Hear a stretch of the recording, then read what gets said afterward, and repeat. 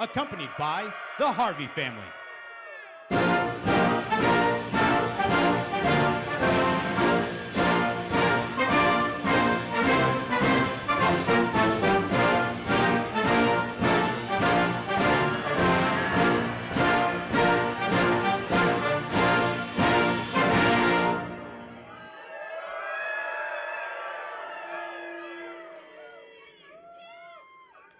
Welcome to the White House and happy Pride!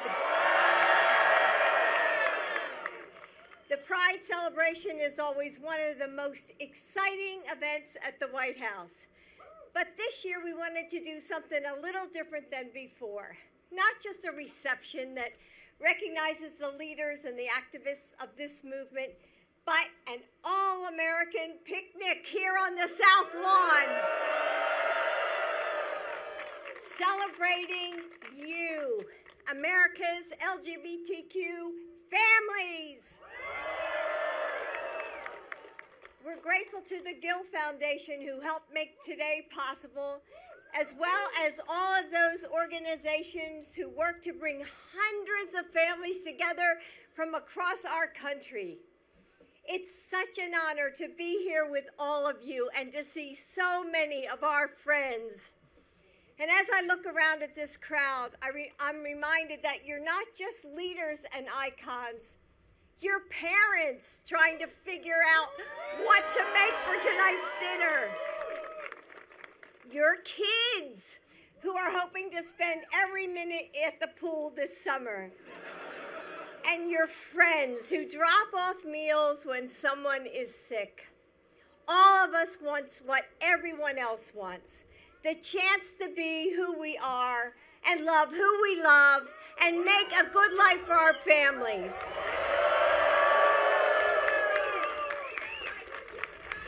And all of us deserve that. We know that this year's Pride is caught between the push and pull of progress. Outside the gates of this house are those who want to drag our country backwards, and so many battles yet to be brave. But today, we're not here to be strong, we're not here to be courageous, even though for so many of you, just coming to this event is an act of bravery. Today, we are here to find joy.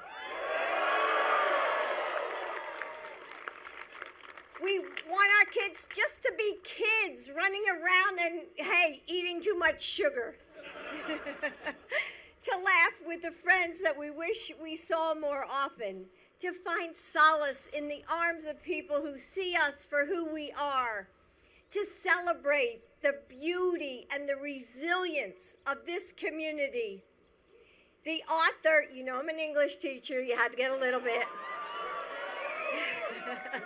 Rita Mae Brown once wrote, "Every day you're alive and someone loves you is a miracle." Today we say loud and clear that you belong, that you are beautiful, that you are loved.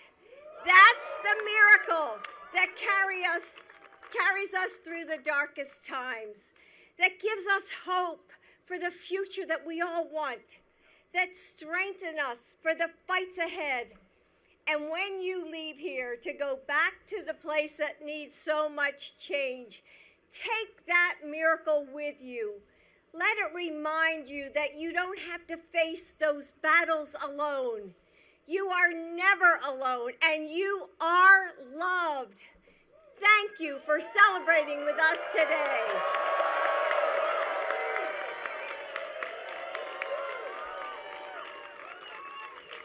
And now, please welcome Scarlett Harvey, a health and fitness coach from Texas, who is here with her wife, Crystal, and their 3 kids. Thank you.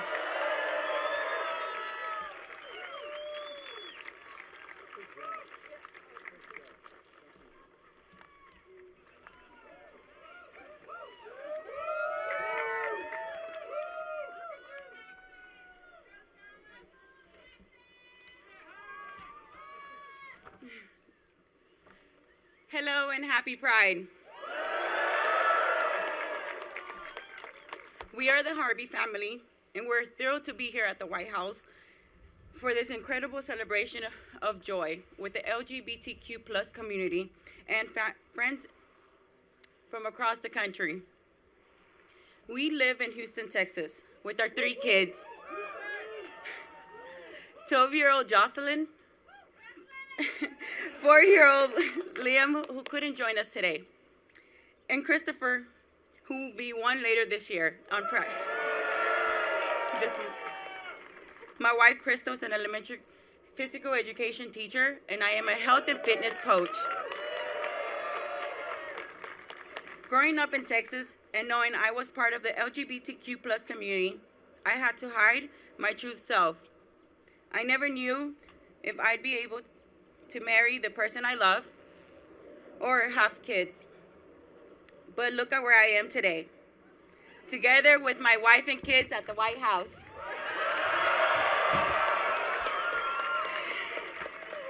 And I am so damn proud. We're a blended family, living out and proud to show our community, our state, and our country that love makes a family. As you can imagine, being out in Texas can be especially tough. In many areas of Texas, we don't see families like ours, and many times we get looks and whispers behind our backs. But don't let it discourage us from being us. We don't let negativity and ignorance win. We hope being an out and visible 2-mom family will help others realize that while we may look different,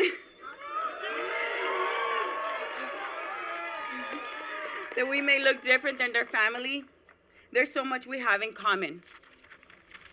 Every week, we try to balance the kids' school, basketball practice, and play dates, cheering them on their sport games and trying to install confidence in them to be the best self. After all, isn't that what we're all trying to teach our kids?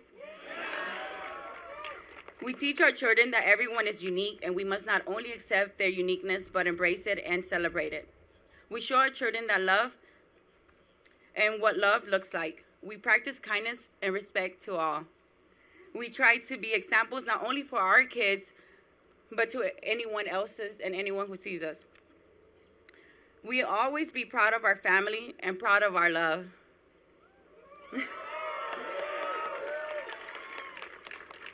And we're also proud that we have the president who gets it and who values us.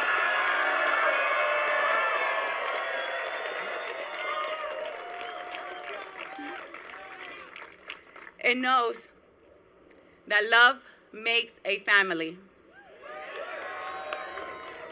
It's an honor to introduce a true ally of the LGBTQ plus community, the 46th President of the United States, Joe Biden.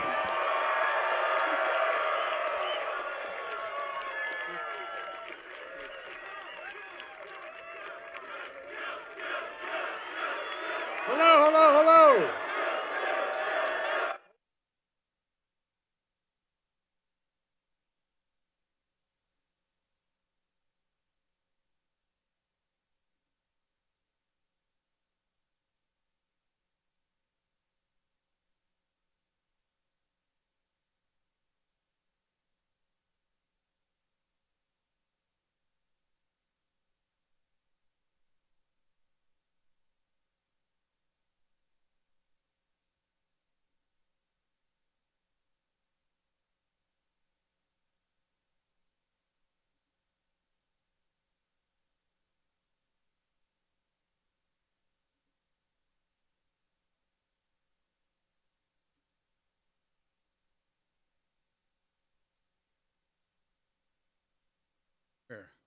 And the DuPont building was there, the Hercules building was there, all these major corporations.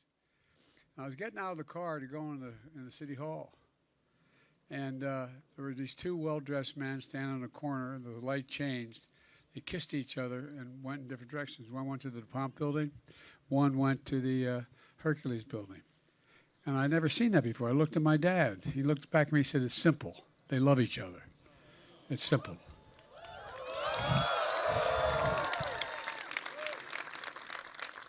And to me, it's that simple. It's that straightforward. Scarlett, thank you for introducing me and for the hope and optimism you and your family represent for our entire country.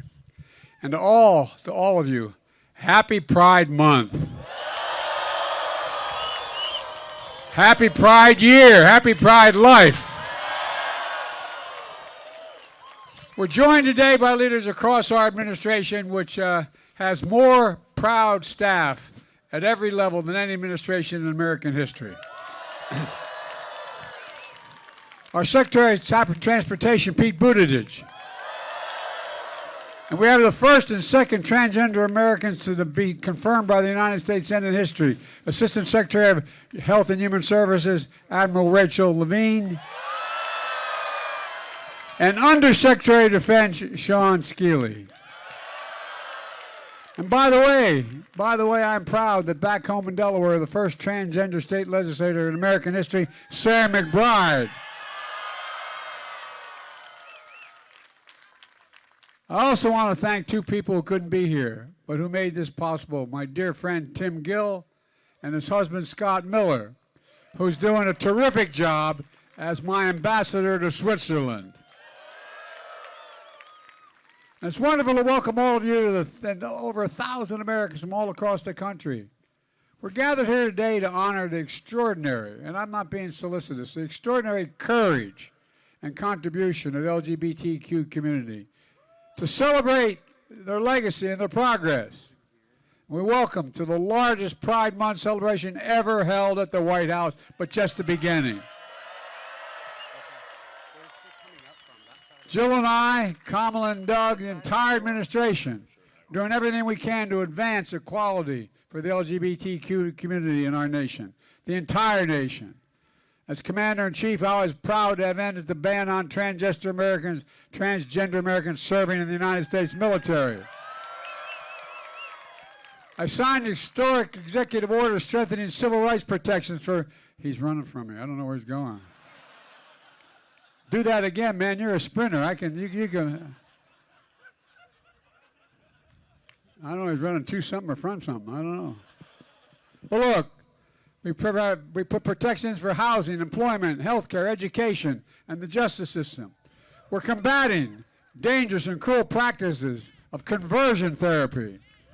We're launching a new national strategy to end HIV epidemic by 2030. By 2030. We're working with communities to treat and contain the Mpox outbreak. We're ending the disgraceful practice of banning gay and bisexual men from donating blood. Making human rights for LGBTQ people around the world, not just here, around the world, a top priority for my foreign policy, including a review of our engagement with Uganda following its recent anti-gay law, the most extreme in the world. And last December, we felt such pride here in the South Lawn when I signed the historic Respect for Marriage Act.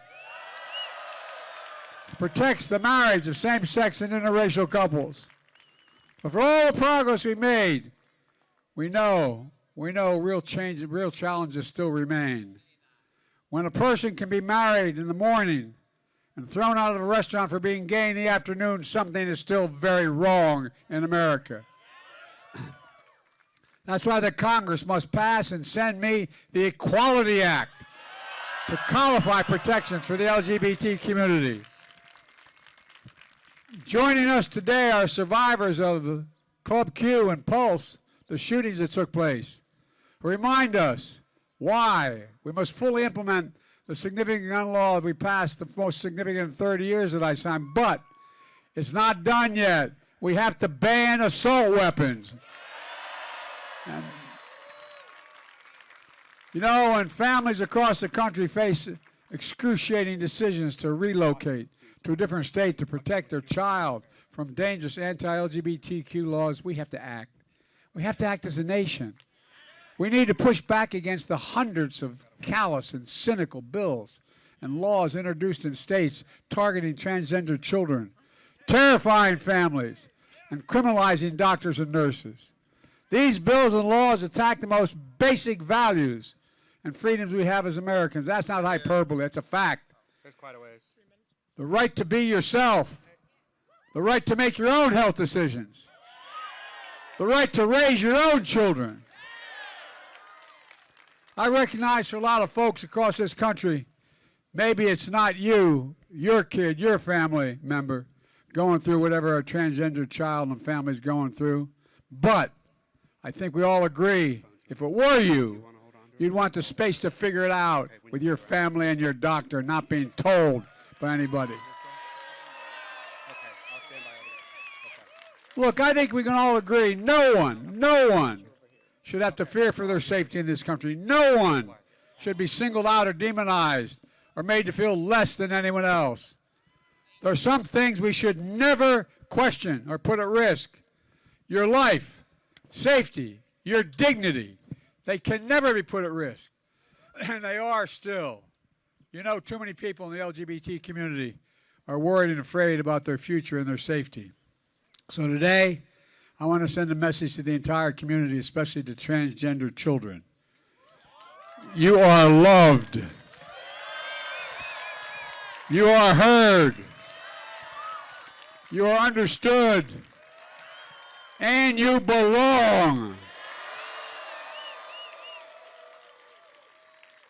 And as I made clear, including in my State of the Union address, your president, my entire administration has your back.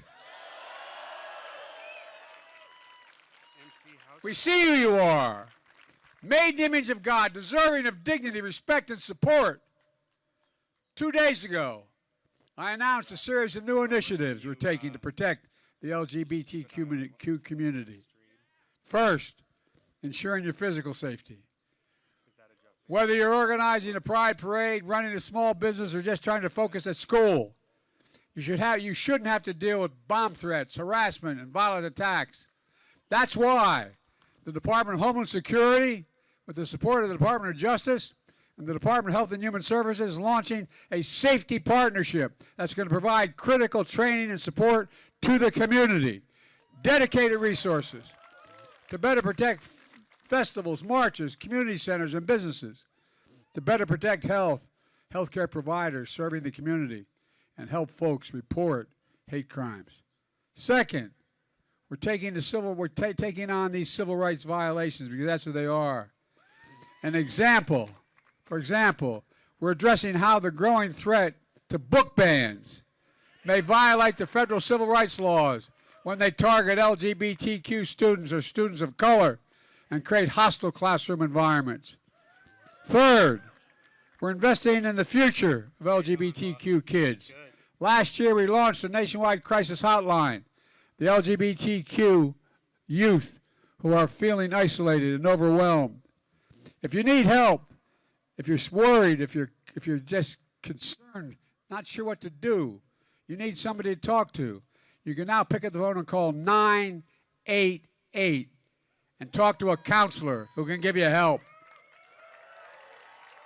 And don't hesitate to call. This year, we're committing more mental health resources and new funding for programs that help families support and affirm their kids. A new federal initiative to address the LGBTQ homelessness. New proposed regulations requiring states to protect LGBTQ kids in foster care. And so much more.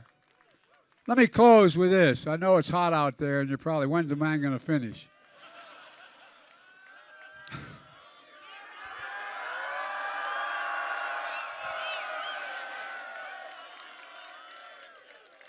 Let me close with what I see today.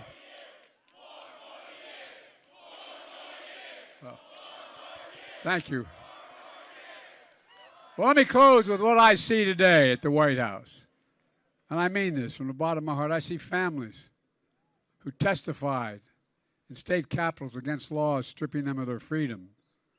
I see students who are leading walkouts and protests of hateful bills like Don't Say Gay. In all of you, and this is not hyperbole, in all of you, what I see is courage.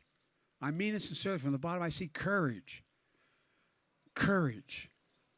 And those who were the generation before you who stepped up, there's even more courage. They worried not only for their lives, they worried for their jobs. They worried for whether or not they could even be involved at all in the community.